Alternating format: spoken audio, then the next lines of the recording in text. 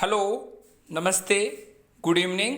हमारे special session exam dose में आप सभी का स्वागत है। हमारा ये सेशन आपको मदद करेगा आगामी HCS 2022 pre, HSSC CET, UPPCS pre, अन्य वनडे एग्जाम में। इसके अलावा हर उस एग्जाम में हमारा ये सेशन निर्णायक सिद्ध होगा जिसके सिलेबस में जीएस है, न बल्कि निर्णायक बल्कि उसको नस्तनाबूद करने में भी अहम योगदान हमारे ये सेशन एग्जाम डोज निभाएगा। चलो स्टार्ट करते हैं आज का सेशन। पहला प्रश्न, कौन सा संविधान संशोधन सरदार स्वर्ण सिंह आयोग की सिफारिश का मूर्त रूप था? यानी भारतीय संविधान में कौन सा संविधान संशोधन यानी कॉन्स्टिट्यूशनल अमेंडमेंट सरदार स्वर्ण सिंह आयोग की सिफारिश के बाद किया गया था? ऑप्शन ए 42वां संविधान संशोधन, ऑप्शन बी 44वां संविधान संशोधन, ऑप्शन सी 86वां संविधान संशोधन, ऑप्शन डी 52वां संविधान संशोधन।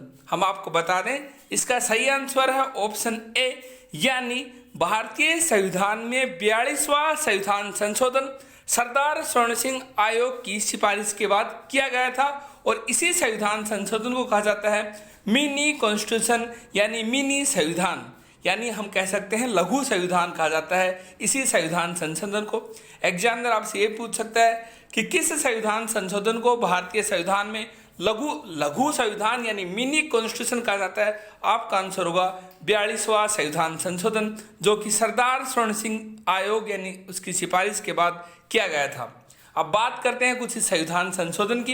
इसी संविधान संशोधन द्वारा भारतीय संविधान में मौलिक कर्तव्य जोड़े गए थे।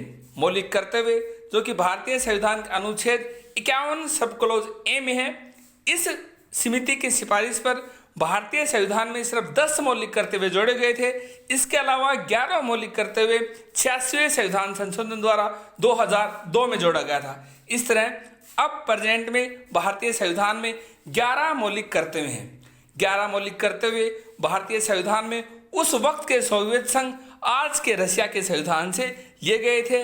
इसके अलावा ये वही संविधान संशोधन है जिसके तहत पहली बार प्रियम्बल में संविधान संशोधन किया गया था और उसके बाद कभी नहीं, वो आखिरी संविधान संशोधन था। उसके बाद प्रियम्बल में भी अभी तक संविधान संशोधन नहीं हुआ। इसके अलावा भी कई संविधान संशोधन किए गए थे। इस तरह इसका सही आंसर है ऑप्शन ए। हम आपको बता दें 42वां संविधान संशोधन सरदार स्वर्ण सिंह आयोग की सिफारिश का होगा मूर्त रूप था। इसे लघु संविधान भी कहा जाता है। नेक्स्ट, विश्व महासागर दिवस कब मनाया जाता है? ऑप्शन ए 8 जून, ऑप्शन बी 24 अगस्त, ऑप्शन सी 5 जुलाई, ऑप्शन डी 20 अक्टूबर। हम आपको बता दें इसका सही आंसर है ऑप्शन ए, यानी विश्व महासागर दिवस हर साल 8 जून को मनाया जाता है। इस तरह इसका सही आंसर है ऑप्शन ए। नेक्स्ट प्रश्न, निम्न में से कौन सा युग्म सही सुमेलित नहीं है? यानी ऑप्शन ए असवान बांध नील नदी पे है या नहीं है, करीबा बांध नाइजर नदी पे है या नहीं है, काहोरा बासा बांध जाम्बेजी नदी पे है या नहीं है, ओमान बांध श्वेत नील नदी पे है या नहीं है। यानी इसमें कौन सा युग्म सही नहीं है? हम आपको बता दें इसका सही आंसर है ऑप्शन बी, यानी करीबा बांध नाइजर नदी पे नहीं बल्कि जाम्बेजी नदी पे है। इस तरह ऑप्शन बी इसमें गलत है। इसके अलावा असवान बांध नील नदी पे है। नील नदी जो कि पूरे विश्व की यानी वर्ल्ड की सबसे लंबी नदी है जो कि अफ्रीका महाद्वीप में है।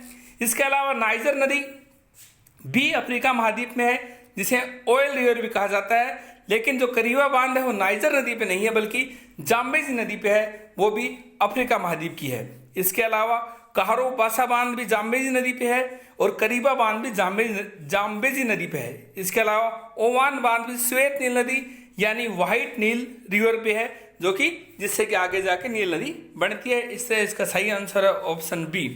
नेक्स्ट प्रश्न, रामपा मंदिर कहाँ स्थित है? रामपा मंदिर कहाँ स्थित है? Option A Tamil Nadu, option B Andhra Pradesh, option C Karnataka, option D Telangana. हम आपको बता दें इसका सही आंसर है ऑप्शन डी, यानी रामपा मंदिर तेलंगाना में स्थित है। रामपा मंदिर तेलंगाना में स्थित है, ये भारत का 39वां विश्व धरोहर स्थल भी है। इस तरह इसका सही आंसर है ऑप्शन डी। नेक्स्ट पर्सन, यात्रा और पर्यटन प्रतिस्पर्धा रिपोर्ट किसके द्वारा जारी की जाती है? ऑप्शन ए विश्व बैंक यानी world bank, option B IMF यानी international monetary fund, option C विश्व आर्थिक मंच यानी world economic forum, option D विश्व व्यापार संगठन यानी WTO वर्ल्ड ट्रेड ऑर्गेनाइजेशन। यानी यात्रा और पर्यटन प्रतिस्पर्धा रिपोर्ट इनमें से किसके द्वारा जारी की जाती है? हम आपको बता दें इसका सही आंसर है ऑप्शन सी यानी यात्रा और पर्यटन प्रतिस्पर्धा रिपोर्ट हर साल विश्व आर्थिक मंच यानी वर्ल्ड इकोनॉमिक फोरम द्वारा जारी की जाती है। इस तरह इसका सही आंसर है option C. Next person, Sindhu घाटी सभ्यता के प्रमुख स्थल धौलावीरा की खोज किसने की थी? सिंधु घाटी सभ्यता में जो धौलावीरा स्थल है उसकी खोज किसने की थी? Option A Rakhaldas Banerjee, option B doctor SR Rao, option C BK Thapar, option D JP Joshi. हम आपको बता दें इसका सही आंसर है ऑप्शन डी JP जोशी। यानी सिंधु घाटी सभ्यता के प्रमुख स्थल धौलावीरा जो कि गुजरात राज्य में है, इसकी खोज की थी JP जोशी ने 1967 में, और ये गुजरात के कच्छ जिले में भचाऊ तालुका में स्थित है धौलावीरा। एग्जामिनर आपसे यही पूछ सकता है कि धौलावीरा हड़प्पा स्थल किस राज्य में है? आपका आंसर होगा गुजरात में। हमारे आज के एग्जाम डोज सेशन में इतना ही। हमारे ये सेशन आपको कैसा लगा लिखे कमेंट बॉक्स में। इसके अलावा हम आपको कराते हैं क्विक रिवीजन। आज हमने जो क्वेश्चन करवाए उनका। सिंधु घाटी सभ्यता में धौलावीरा की खोज किसने की? JP जोशी। धौलावीरा जो कि गुजरात राज्य में स्थित है। इसके अलावा यात्रा और पर्यटन प्रतिस्पर्धा रिपोर्ट जारी करता है विश्व आर्थिक मंच, जिसे वर्ल्ड इकोनॉमिक फोरम भी कहते हैं। इसके अलावा रंपा मंदिर जो कि भारत के तेलंगाना राज्य में है, जो कि 39वां विश्व धरोहर स्थल है। इसके अलावा हमने आपको बताया असवान बांध नील नदी पर स्थित है, करीबा बांध नाइजर नदी पर नहीं बल्कि जाम्बेज नदी पर स्थित है, काहोरो बासा बांध भी जाम्बेज नदी पे, और ओमान बांध भी श्वेत नील नदी यानी व्हाइट नील रिवर पे स्थित है। इसके अलावा हर साल 8 जून को विश्व महासागर दिवस मनाया जाता है। और हमने बताया कि सरदार स्वर्ण सिंह समिति की सिफारिश पर कौन सा संविधान संशोधन किया गया था? भारतीय संविधान है 42वां। और एग्जाम में ये भी आता है कि भारतीय संविधान में मौलिक करते हुए जो है वो किस समिति की सिफारिश पर जोड़े गए थे? वो भी सरदार स्वर्ण सिंह समिति की सिफारिश पे ही जोड़े गए थे। हमारे आज के सेशन में इतना ही। Thank you.